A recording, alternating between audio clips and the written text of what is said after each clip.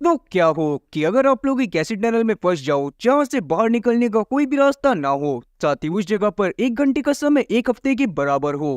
खैर, अभी तो सूत्रों के मुताबिक दुनिया में कोई ऐसी टनल मौजूद नहीं है, लेकिन फिल्मी दुनिया में एक मल्टीवर्स की तरह सब कुछ पॉसिबल है। आप जो चीज सोच सकते हो वो वहां पर पॉसिबल हो सकती है। और आज की हमारी कहानी होने वाली है एक ऐसी ही टनल के ऊपर जिसमें 1 घंटे का मतलब था 1 हफ्ते का समय। तो कहानी की शुरुआत में हम लोग एक औरत को देखते हैं जिसकी गाड़ी बारिश के मौसम में एक सुनसान रोड पर खराब हो गई थी, और अब वो अकेली वहां पर किसी की मदद का वेट कर रही थी। तभी वहां पर एक ट्रक ड्राइवर पहुंच जाता है। वो उस औरत को मदद के लिए ऑफर करता है, पर क्योंकि वो ड्राइवर बहुत ज्यादा ही खतरनाक दिख रहा था और साथ ही उसका बिहेवियर भी थोड़ा अजीब सा था, तो वो औरत उससे मदद नहीं लेती। पर उतने में ही पीछे से एक आदमी आ जाता है जो कि काफी अच्छा दिख रहा था और उसका बिहेवियर भी काफी अच्छा था। और तब उस आदमी के अच्छे बिहेवियर को देखते हुए वो औरत उससे मदद लेती हुई उसकी गाड़ी में बैठ जाती है। पर अब वो थोड़ा सा दूर गई ही थे कि तभी अचानक से ही वो औरत नोटिस करती है कि उस आदमी की गाड़ी के पीछे किसी की लाश रखी हुई थी। और इस बात का मतलब साफ था कि असल में इस औरत के साथ अभी मोए मोए हो गया था, क्योंकि जिस आदमी को ये देवमानस और सज्जन पुरुष समझकर उसके साथ आई थी वो आदमी असल में एक सीरियल किलर था। अब वो औरत अपने बचाव में कुछ कर पाती कि उतने में ही वो आदमी उसके ऊपर एक रेंच से अटैक कर देता है, जिसके साथ ही सीन शिफ्ट होकर 1 हफ्ते बाद आता है। तब हम लोग एक बस को देखते हैं जो कि उसी सेम रूट से जा रही थी। उसमें एक पैसेंजर जिसका नाम वैन था, वो एक इंश्योरेंस एजेंट था। वो बस के ड्राइवर टोनी को उस औरत के केस के बारे में बताता है जिसको अभी हमने थोड़ी देर पहले देखा था। और तब हम लोग बैंक की बातों से ये बात भी जान पाते हैं कि असल में जिस सीरियल किलर ने उस औरत को पकड़ा था वो औरतों को मारने के बाद उनकी बॉडी के किसी न किसी पार्ट को काट कर अपने पास रख लिया करता था, जो ज्यादातर शादीशुदा औरतों की छोटी उंगली हुआ करती थी। अब इस बात को जानने के बाद सभी लोग काफी ज्यादा शॉक थे, क्योंकि इस बारे में किसी को भी नहीं पता था। पर अभी कोई भी इस बात पर ज्यादा ध्यान नहीं देता। खैर, तभी अचानक से बस के रेडियो से सबको ये बात पता चलती है कि आगे की रूट पर एक एक्सीडेंट होने की वजह से रोड को ब्लॉक कर दिया गया है। ये बात जानने के बाद सब लोग काफी ज्यादा परेशान होती हैं, क्योंकि सबको अपने काम पर टाइम पर पहुंचना था। इसीलिए तब टोनी बस को एक कच्चे रास्ते की तरफ मोड़ देता है, क्योंकि उसे लग रहा था कि अगर वो उस रास्ते पर चलते रहेंगे तो शायद वो आगे टाइम पर पहुंच जाएंगे। अब उस रास्ते पर चलते हुए वो एक टनल के पास आ जाते हैं जिसके अंदर उन्होंने बस को चलाया ही था कि उसी दौरान हम लोग बस में बैठी एक औरत जिंग को देख पाती हैं जो कि कॉल पर किसी से बात कर रही थी। पर अचानक से ही वो गुस्से में आ जाती है और गुस्से में अपने फोन को बाहर फेंक देती है।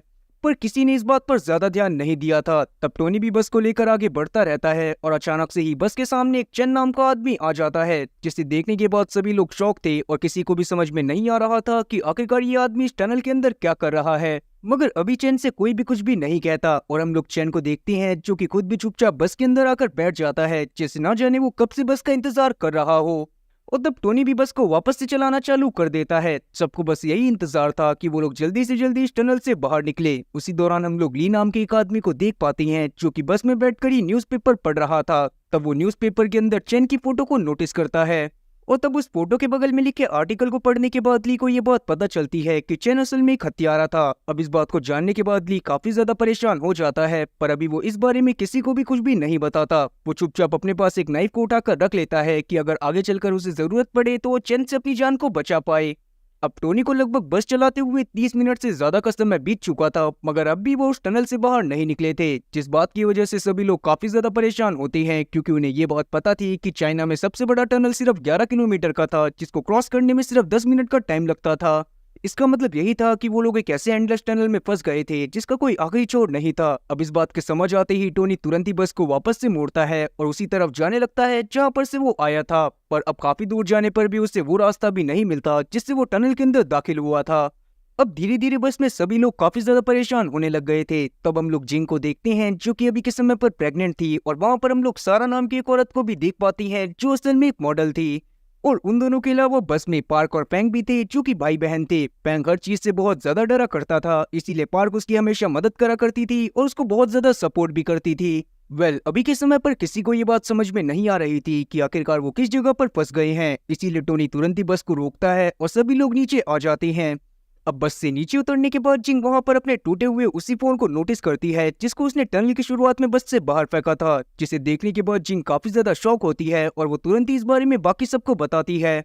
अब जिंग की बात जानने के बाद सभी लोग काफी ज्यादा शॉक थे। सब चाहते थे कि वो उसकी बात पर भरोसा ना करें, पर उसके टूटे हुए फोन को देखने के बाद उसकी बात को झुटलाया भी नहीं जा सकता था, इसीलिए सब लोग और ज्यादा परेशान होने लगते हैं। तब वहां पर चैन डिसाइड करता है कि वो टनल में आगे जाकर देखेगा कि आगे कोई रास्ता है या फिर नहीं।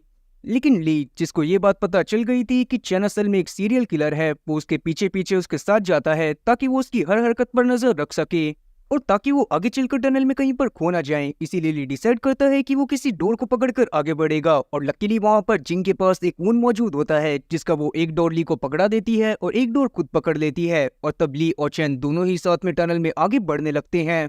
अब वो दोनों आगे बढ़ते हुए काफी दूर आ गए थे, तब हम लोग देखते हैं कि अचानक से ही टनल में फॉग आने लगता है और वहीं पर हम लोग बाकी सबको देख पाते हैं, जो कि नोटिस करते हैं कि टनल के दूसरी तरफ से उनकी तरफ दो परछाई आ रही थी। फिर जब वो दोनों परछाई थोड़ा सा और आगे आती हैं तो सब लोगों को पता चलता है कि वो दोनों असल में चैन और साथी ली ही थे, जिन्हें देखने के बाद सभी लोग काफी ज्यादा शॉक होती हैं, क्योंकि वो दोनों सीधे रास्ते से गए थे और वो टनल की दूसरी तरफ से वापस आ रहे थे। अब ये सब देखने के बाद तो सभी लोगों के दिमाग का एकदम फ्यूज उड़ गया था। किसी को भी समझ में नहीं आ रहा था कि आखिरकार उन्हें क्या करना चाहिए, पर सबको ये बात तो समझ में आ गई थी कि क्यों इतनी देर बस से ट्रैवल करने के बावजूद भी वो टनल की दूसरी तरफ नहीं निकले, क्योंकि ये टनल बार बार उन्हें एक ही जगह पर घुमाई जा रही थी जहाँ पर से उन्होंने शुरू करा था।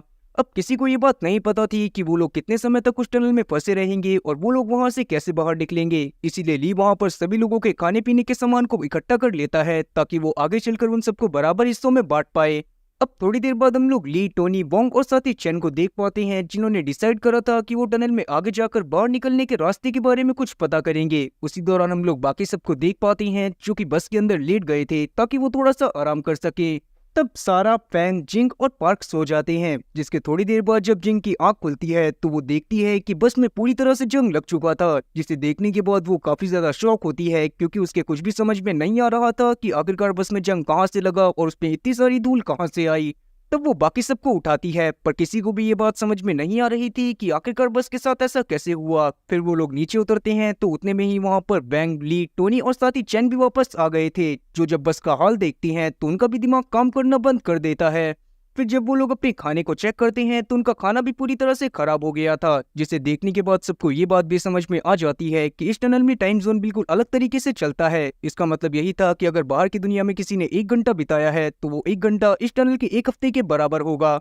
और क्योंकि वो काफी समय से टनल के अंदर मौजूद थे और बारिश होने की वजह से टनल के अंदर मॉइस्चर भी मौजूद था, इसीलिए कुछ ही समय में उनकी बस के ऊपर जंग लग गया।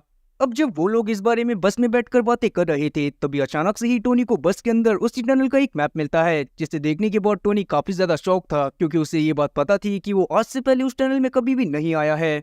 पर अभी टोनी इस बारे में ज्यादा नहीं सोचता और ली के साथ उस मैप को स्टडी करने लगता है, जिससे उसे पता चलता है कि इस टनल के आसपास और भी काफी सारी चीजें हैं। अब वो लोग इस बारे में बातें कर ही रहे थे कि तभी अचानक से ही टनल की सारी लाइट्स बंद हो जाती हैं और जब लाइट वापस आती हैं तो सब लोग देखते हैं कि ली वहां से गायब था। जिस जगह पर ली खड़ा हुआ था उस जगह पर काफी सारा खून फैला था और उस जगह पर से ऐसा लग रहा था जैसे कोई किसी लाश को अपने साथ घसीट कर कहीं पर लेकर गया हो। ये चीज देखने के बाद सब लोग काफी ज्यादा डर जाते हैं, पर डरते हुए वो लोग उस खून का पीछा करते हुए टनल की एक दीवार के पास पहुंच जाते हैं। उस दीवार को टोकने पर ऐसा लग रहा था जैसे उस दीवार के पीछे कोई रास्ता हो। तब सभी लोग उस दीवार को तोड़ देते हैं और वो देखते हैं कि उस जगह पर एक सीक्रेट रूम था, जिसे देखने के बाद सब लोग उसके अंदर चले जाते हैं और देखते हैं कि वहां पर काफी सारी चीजें मौजूद थी, जैसे कि काफी सारी न्यूज़पेपर कटिंग जो कि मिसिंग लोगों के बारे में थी। साथ ही उस जगह पर जार में काफी सारी औरतों के कटे हुए हाथ रखे हुए थे, जिसे देखने के बाद सब लोग काफी ज्यादा परेशान हो जाते हैं, क्योंकि वो लोग समझ गए थे कि ये रूम असल में उसी सीरियल किलर का है जिसको हमने मूवी की शुरुआत में देखा था। पर क्योंकि सबको ये बात भी पता थी कि अगर वो इस टनल से बाहर निकलना चाहते हैं तो उन्हें बाहर निकलने का क्लू भी उसी रूम से मिलने वाला था, इसीलिए सब लोग तुरंत ही उस क्लू को ढूंढने में लग जाते हैं। तब उन्हें वहां पर एक अजीब सा कैलेंडर मिलता है जिसमें सिर्फ 15 जुलाई की डेट लिखी हुई थी। और तब चैन को वहां पर एक सीक्रेट मैप भी मिलता है, जिसे देखने के बाद उसे उस टनल की डिजाइन थोड़ी थोड़ी समझ में आने लगती है, जिसे देखने के बाद उसे ये बात पता चलती है कि असल में उस टनल से 6 रास्ते जुड़े हुए थे और अगर उन्हें उस टनल से बाहर निकलना था तो उन्हें कहीं ना कहीं उन 6 रास्तों को क्रॉस करना पड़ेगा। ये लोग एक टनल को तो क्रॉस कर चुके थे और अब इनके सामने 5 टनल और आने वाली थी, और उन सभी टनल की खास बात ये थी कि उन सभी का टाइम जोन अलग अलग था।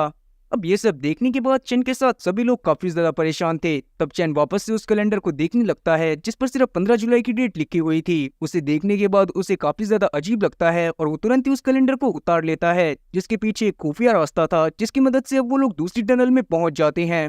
अब उन लोगों के दूसरी टनल में जाते ही हम लोग उस रूम में रखे एक टीवी को देख पाते हैं, जो कि अपने आप ही चालू हो गया था और उसमें एक औरत की फुटेज को दिखाया जा रहा था जो एक केव में बंद थी, जिसमें धीरे धीरे कर पानी भर रहा था।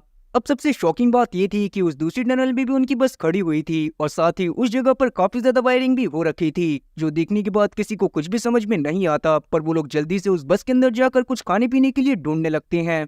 तब किस्मत से उन्हें एक बक्सा मिलता है जिसके अंदर काफी सारी मैगी रखी हुई थी, जिसे देखने के बाद सब लोग काफी ज्यादा खुश होते हैं। पर उसी दौरान हम लोग टोनी को देख पाते हैं, जिसे जब ये बात समझ में आती है कि उसके लिए खाना कम पड़ सकता था, तो वो तुरंत ही अपने पास मौजूद एक गन को निकालता है और सबको गन पॉइंट पर लेते हुए उनसे सारी मैगी छीन लेता है। अब थोड़ी देर बाद सभी लोगों को बहुत ज्यादा भूख लगने लगती है, पर टोनी किसी को भी कुछ भी खाने के लिए नहीं देता। उस दौरान हम लोग सारा को देख पाते हैं, जिससे भूख बर्दाश्त नहीं होती और वो टोनी को अपने साथ फिजिकल रिलेशन बनाने का ऑफर करती है, जिसके बदले में उसने उससे एक मैगी का पैकेट मांगा था। तब टोनी भी इस सारा के ऑफर को मना नहीं कर पाता और उसके साथ फिजिकल रिलेशन बनाने के लिए बस के अंदर चला जाता है। उसी दौरान हम लोग बैंक को देख पाते हैं, जिससे भी भूख बर्दाश्त नहीं होती और जब टोनी और सारा आपस में बिजी होती हैं, तो वो तुरंत ही उस डब्बे के पास जाकर उसमें से एक पैकेट को किसी तरह से चुरा लेता है। लेकिन टोनी को इस बारे में समझ में आ गया था, इसीलिए जैसे ही वो बाहर आता है तो वो वैंग को जान से मारने लगता है। पर वो उसे जान से मार पाता कि अचानक से ही हम लोग एक परछाई को देख पाते हैं, जो कि तुरंत ही टोनी के पास आती है और उसे जान से मार देती है। तब किसी को भी समझ में नहीं आता कि टोनी कैसे मर गया, पर कोई भी इस बात पर ज्यादा ध्यान नहीं देता। उसी दौरान हम लोग वैंग को देखते हैं, जिसका मैगी का पैकेट बस के नीचे गिर गया था। इसीलिए जब वो उसको उठाने के लिए नीचे झुकता है तो उसे दिखाई देता है कि बस के नीचे असल में एक मैनहोल है। अब इस बारे में जब बाकी सबको पता चलता है तो वो तुरंत ही उस बस को खिसकाते हैं और उस बस के नीचे मैनहोल में चले जाते हैं। तब वो उस दूसरे रूम में पहुंच गए थे, जहाँ पर से उन्हें तीसरी टनल में जाने का रास्ता मिलने वाला था। उस वाले रूम का हाल भी पिछले वाले रूम की तरह ही था। यहाँ पर भी काफी सारी न्यूज़पेपर कटिंग्स लगी हुई थी, जिस पर मिसिंग लोगों की कंप्लेंट थी और साथ ही वहाँ पर भी काफी सारे जार रखे हुए थे, जिनके अंदर औरतों के बॉडी पार्ट्स थे। साथ ही वहाँ पर जो टीवी मौजूद थी, वो लोग उसमें उस औरत को भी देख पाते हैं, जो कि धीरे धीरे कर उस गुफा में डूब रही थी। इसका मतलब यही था कि उस सीरियल किलर ने उस औरत को कहीं पर छुपा कर रखा हुआ था और अब वो औरत मरने की कगार पर थी। तब चैन वहां पर सेम कैलेंडर को नोटिस करता है, जैसा उसे पिछले वाले रूम में देखने को मिला था। और जब वो इस बार उस कैलेंडर को हटाकर देखता है तो वहां पर भी एक सीक्रेट डोर मौजूद था, जिसकी मदद से वो एक तीसरे टनल में आ जाते हैं। वो टनल असल में काफी ज्यादा वेट थी और साथ ही इस बार जब वो अपने बस के अंदर जाते हैं तो वहां पर वो देखते हैं कि सब कुछ सड़ चुका है और साथ ही वहां पर काफी सारे रैट्स और काफी सारे स्नेक्स भी मौजूद थे। वो चीज देखने के बाद किसी से भी वहां पर रहा नहीं जाता और वो तुरंत ही उस जगह से बाहर आ जाते हैं। लेकिन वैंग, जिसको अब और ज्यादा भूख लग रही थी, वो वहीं पर मौजूद एक मैगी को खाने लगता है, जो कि पूरी तरह से सड़ चुकी थी, पर उससे वो नहीं खाई जाती और वो वहां पर उल्टियां कर देता है। अब उसकी ऐसी हालत देखने के बाद जिंग वहां पर उसे अपना एक बिस्किट देती है, जो कि उसने छुपा कर रखा हुआ था, क्योंकि उसे पता था कि वो प्रेग्नेंट है और उसे टाइम टू टाइम खाने की जरूरत पड़ सकती है। लेकिन जिंग के पास मौजूद बिस्किट के पैकेट को देखकर वोंग के मन में लालच आ जाता है और वो तुरंत ही अपने पास मौजूद गन को निकाल लेता है, जो उसने तब अपने पास रख ली थी जब टोनी को किसी ने जान से मार दिया था। साथ ही अब वोंग को ये भी लगने लग गया था कि जैसे पहली और दूसरी टनल में ली और साथ ही टोनी के मरने के बाद ही उन्हें आगे की टनल का रास्ता दिखाई दिया था, तो हो सकता है कि अगर वो इस टनल में भी किसी को जानबूझकर मार दे तो उन्हें आगे का रास्ता मिल जाए। तब वोंग वहां पर डिसाइड करता है कि वो फैंग या फिर जिंग को ही जान से मारेगा, क्योंकि वो दोनों ही वहां पर सबसे ज्यादा कमजोर थे। जो चीज देखते हुए चैन उसे रोकने की कोशिश करता है, पर उस दौरान हम लोग देख पाते हैं कि वोंग उसके कंधे पर शूट कर देता है, जिसके बाद वो फैंग को मारने के लिए अपने साथ उसी रूम में लेकर चला गया था, जिससे वो तीसरी टनल में आए थे। पर वहां पर जाने के बाद अचानक से ही उसके ऊपर पीछे से पार्क हमला कर देती है, क्योंकि वो अपने भाई को किसी भी हालत में बचाना चाहती थी। पर पार्क वोंग को नुकसान पहुंचा पाती उससे पहले ही वोंग पार्क को शूट कर जान से मार देता है। उसी दौरान हम लोग देखती हैं कि वोंग का पागलपन अब और ज्यादा बढ़ गया है। साथ ही वो डिसाइड करता है कि अब वो सारा को भी जान से मार देगा, पर वो सारा को जान से मार पाता कि अचानक से ही पीछे से उसे कोई स्टैप करता है और वोंग वहां पर मर जाता है। पर अभी भी किसी को ये बात समझ में नहीं आती कि वोंग वहां पर कैसे मरा, पर अभी कोई भी इस बात पर ज्यादा ध्यान नहीं देता और वो लोग किसी तरह से आगे का रास्ता ढूंढते हुए आगे के रास्ते पर चले जाते हैं। अब वो लोग चौथी टनल में पहुंच गए थे, जहां पर आने के बाद वो देखते हैं कि वहां का माहौल कुछ अलग ही था। वहां पर सभी लोगों को काफी ज्यादा हेलुसिनेशन हो रहे थे, पर अभी किसी तरह से वो लोग अपने दिमाग के ऊपर काबू करते हुए आगे बढ़ने लगते हैं। उस दौरान हम लोग देखते हैं कि सारा बस में जाकर बैठ जाती है, क्योंकि उसे काफी ज्यादा अजीब लग रहा था। तभी जिंग को भी लेबर पेन होना चालू हो जाता है, जो देखते हुए चैन उसके पास ही रुक जाता है। पर हम लोग बस में देख पाते हैं कि वहां पर सारा को लग रहा था कि बस में काफी सारे लोग आ रहे हैं, जिन्हें देखने के बाद वो उनसे बातें करने की कोशिश करने लगती है। पर धीरे धीरे सारा काफी ज्यादा डर गई थी, इसीलिए वो तुरंत ही बस से नीचे उतरती है और टनल के दूसरी तरफ भागना चालू कर देती है। जिस दौरान वो एक ऐसी जगह पर पहुंच गई थी जहाँ पर बहुत सारी डेड बॉडीज पड़ी हुई थी, जिन्हें देखने के बाद सारा और ज्यादा डर जाती है और भागती हुई आगे चली जाती है। तब वो भागते हुए एक मिरर के पास पहुंच जाती है। वो उस मिरर के सामने रखी चेयर पर जाकर बैठती है कि तभी अचानक से ही हम लोग अंधेरे में देखते हैं कि पीछे से एक साया आकर उसकी गर्दन के ऊपर चाकू रखता हुआ उसकी वीगस नर्व को कट कर उसे जान से मार देता है। पर अभी हमें नहीं बताया जाता कि इन सभी लोगों को कौन जान से मार रहा था। दूसरी तरफ हम लोग देखते हैं कि जिंग की डिलीवरी भी हो जाती है और चेन और साथ ही फैंग उसके साथ आगे बढ़ने लगती हैं और अब वो लोग फिफ्थ टनल के पास पहुंच गए थे।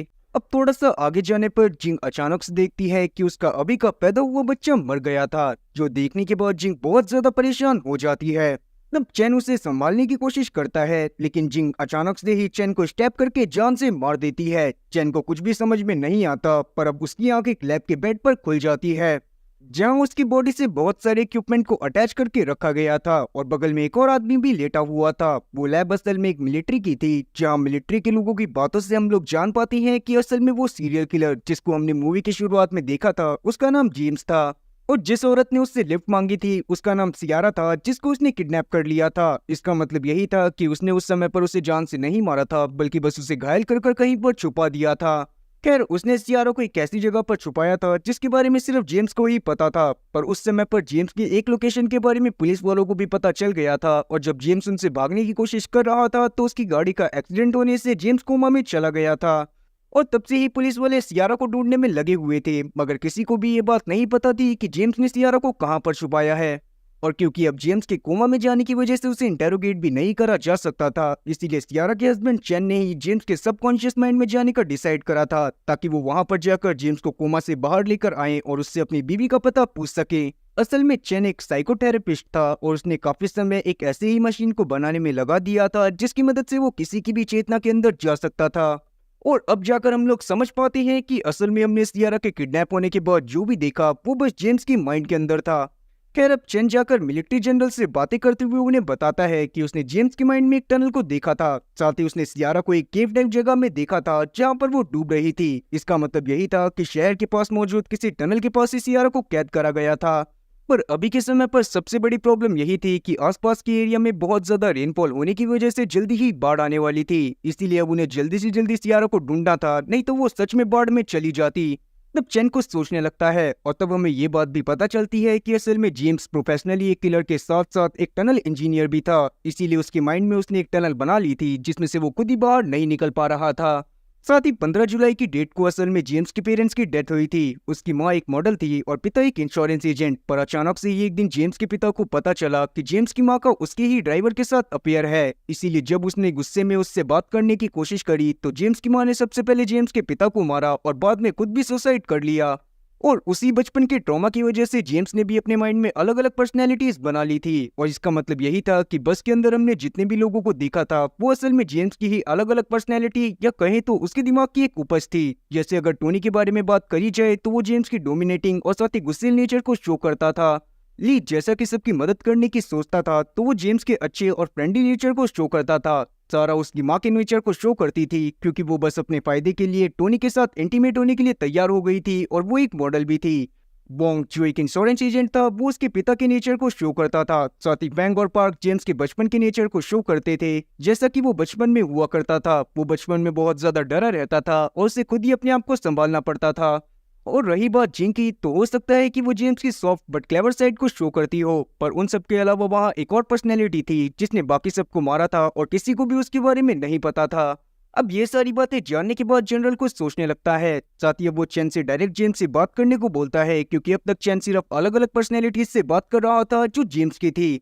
और अब ये बात सुनने के बाद चैन एक बार वापस से जेम्स की चेतना में आ जाता है, जहां आकर वो सीधा जेम्स से बातें करते हुए उससे पूछना चालू कर देता है कि सियारा कहां पर है, मगर जेम्स उसे कुछ भी नहीं बताता। और तब उसकी बातों से हम लोग जान पाते हैं कि असल में जेम्स सिर्फ उन औरतों को मारता था जिनका शादी के बाद भी एक्स्ट्रा मैरिटल अफेयर था, और ऐसा जेम्स इसी वजह से करता था क्योंकि उससे ऐसी औरतों को मारने में बहुत ज्यादा सुकून मिलता था, क्योंकि बचपन के समय में उसकी माँ के एक्स्ट्रा मैरिटल अफेयर की वजह से ही जेम्स की पूरी लाइफ बर्बाद हो गई थी, और इसीलिए जेम्स को उसकी माँ जैसी औरतों से सख्त नफरत थी। और इस बात का मतलब साफ था कि सियारा मतलब चैन की बीवी का भी किसी के साथ अफेयर था। वेल, चैन को इस बारे में खबर तो थी, मगर वो काम में बिजी होने की वजह से सियारा को ज्यादा टाइम नहीं दे पाता था, और इसीलिए वो इससे कभी भी इस बारे में पूछ भी नहीं पाया। पर अभी के समय पर चेन जेम्स से किसी तरह से सियारा की लोकेशन निकलवाने की कोशिश करता है, लेकिन जेम्स उसकी बात को नहीं सुनता और वहां से भागने लगता है। तब उसका पीछा करते हुए चेन ने जेम्स के पास्ट के सारे इवेंट्स को देखा था, जिसे देखकर उसे जेम्स के लिए बहुत ज्यादा बुरा लग रहा था। पर तभी अचानक से ही चेन को कुछ याद आता है और वो डिसाइड करता है कि वो उस जगह से असली जेम्स को नहीं बल्कि सबसे कमजोर जेम्स यानी कि फैंग को बाहर निकालेगा, क्योंकि वो सबसे काइंड और बुद्धिमान था। और अगर ऐसा होता है तो जेम्स रियल लाइफ में भी बिल्कुल वैसा ही बन जाएगा। और ऐसा इसी वजह से क्योंकि उसकी बाकी की सारी इविल पर्सनैलिटी यहाँ पर पहले से ही बंद थी। इसीलिए अब चैन फेंग के पास जाता है और उससे सियारा की लोकेशन के बारे में पूछने लगता है। तब फेंग भी उसे सब कुछ बताने वाला था, मगर तब बीच में पार्क आ जाती है जो थोड़ी क्लेवर थी।